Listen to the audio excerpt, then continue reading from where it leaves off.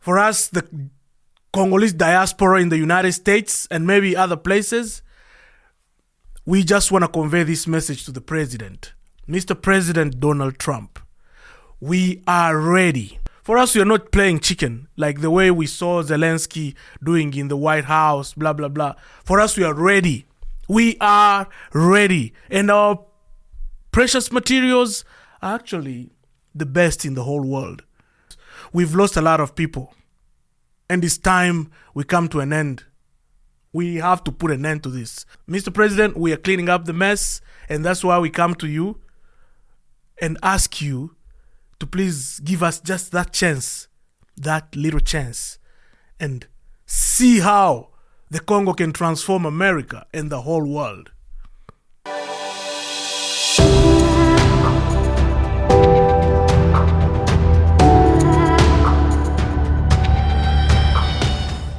Hello folks, thank you so much for joining the America Podcast Nation. My name is Pascal Bisimwa and I'm your presenter or your host. So guys, we are still on the course of trying to find a solution about what is happening in the Democratic Republic of the Congo.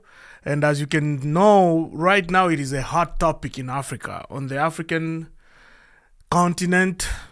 And on people's brains, we have the rebel advancement in the eastern part of the Democratic Republic of the Congo.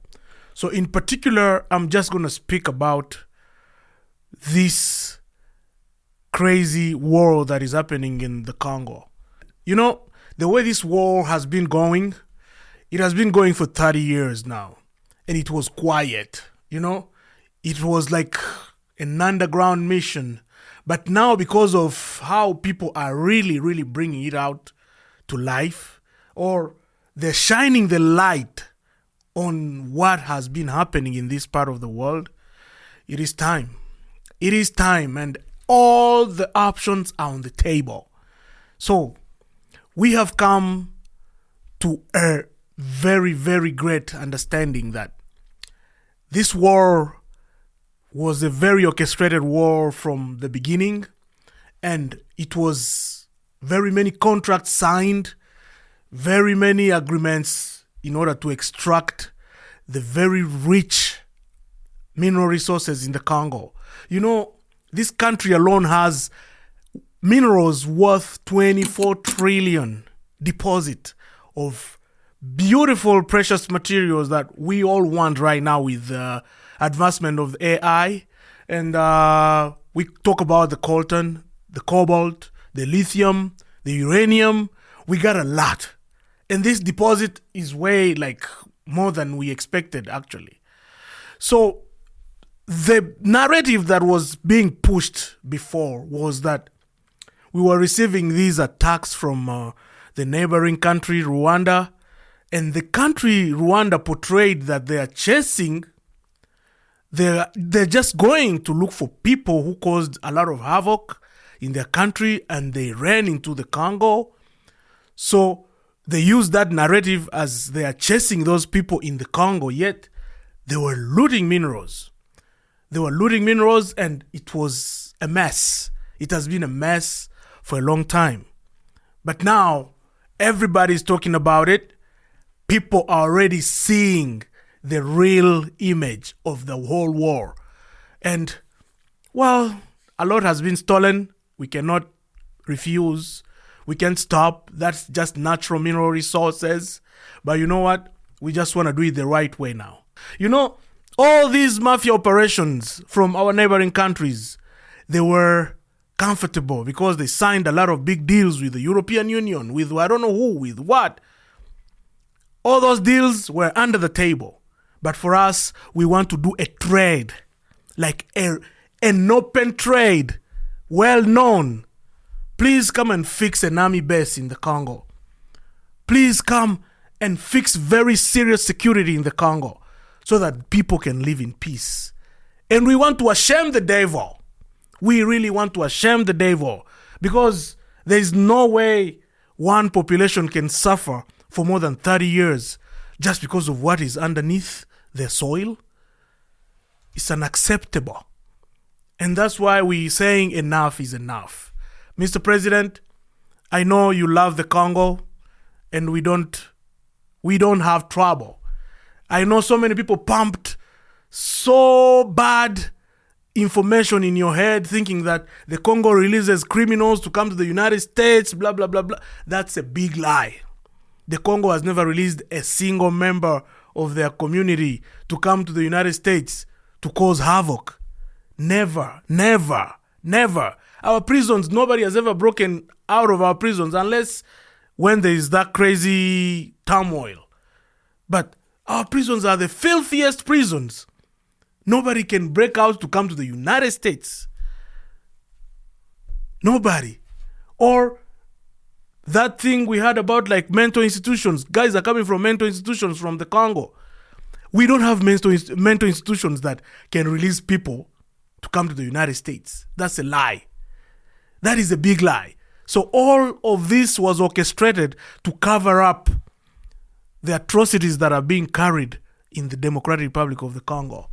But we are cleaning up the mess. We no longer want people to die, people to get devastated, communities crushed because of just looking for minerals, fighting for minerals. We all know these minerals are very precious for the development of the whole world, not just the Congo or maybe the region or the surrounding countries, but the whole world. So now, our demand has come to light. We used not to think this way because we did not have any person who could give this proposal. Like, if we exchange the minerals, we get security and stability. You know, it has all been passing under the table and nobody knew how to figure this thing out until President Trump in the United States, where I am right now, proposed to Ukraine that if you want us to be continuing to give you military support so that you can continue a war with Russia, we need something in return. We need to tap into your minerals. Wait. So, in order to continue supporting the Ukrainian army and the Ukrainian war, or maybe to come to a peace deal agreement, whatever, you gotta tap into their minerals. This is a great opportunity for the Congo. Because we have been looking for something like this for a very long time.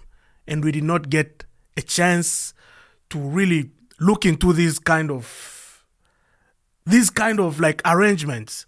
But now, for us, the Congo, for us, the Congolese diaspora in the United States and maybe other places, we just want to convey this message to the president. Mr. President Donald Trump, we are ready.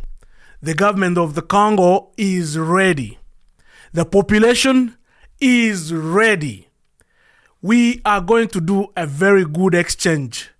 We are going to do a clear exchange. Forget about the corruption stories they talk about in the Congo. Those are just because the Chinese have messed up the whole place. And the influence of our neighboring country, Rwanda, attacking all the time, it has messed up the whole place. There's a lot of money traffic and everything, mafia operations happening. But I know with the influence of America, we can clean up all that mess. So, Mr. President, we are ready for the exchange of mineral resources in the Congo to a peace and transition and development. We are ready. For us, we don't even have to sign any peace deal with anybody. The rebel group that is disturbing there is just a rebel group that is being fueled by very, how do you call them? Very ill-hearted people or very, very selfish human beings on the African continent who just want to grab whatever they can lay their hands on. But for us, we want a very lasting peace. We've been suffering. Families have been crushed for a very, very long time. It is time, Mr. President, we come to an end and close this. We have the minerals. Everything that is being developed in America, like high technology, artificial intelligence, electric vehicles, whatever, our mobile phones, everything that uses batteries or lithium or whatever, we got the pure materials. We got everything. And we thank the American government for thinking of creating this railway connection that is going to connect from East Africa to the Congo. Yeah, that project is going to be beneficial. And this alone is the one that is going to open up the whole route so that these minerals can pass in a safe passage and get to the safe destination. So, Mr. President, this is our message. I am just the bearer of the news, but please, a letter has been sent to the Secretary of State, Michael Rubio, detailing all this that we're talking about. We are talking about details of how you will access these minerals. For us, we are not playing chicken like the way we saw Zelensky doing in the White House, blah, blah, blah. For us, we are ready. We are ready. And our precious materials are actually the best in the whole world. Let's close this chapter in the history of the world. And the whole world is going to thank you for doing the right thing about the Congo. We all going to thank you for doing the right thing about the Congo. The UN has done nothing. The European Union has done nothing. But you, Mr. President, you can do something, because we know how harsh you can be when you want to save the human lives. Thank you, Mr. President, for listening to us. This was a message that we just needed to put in some English. We're not the best, but we can pass on the message. Thank you.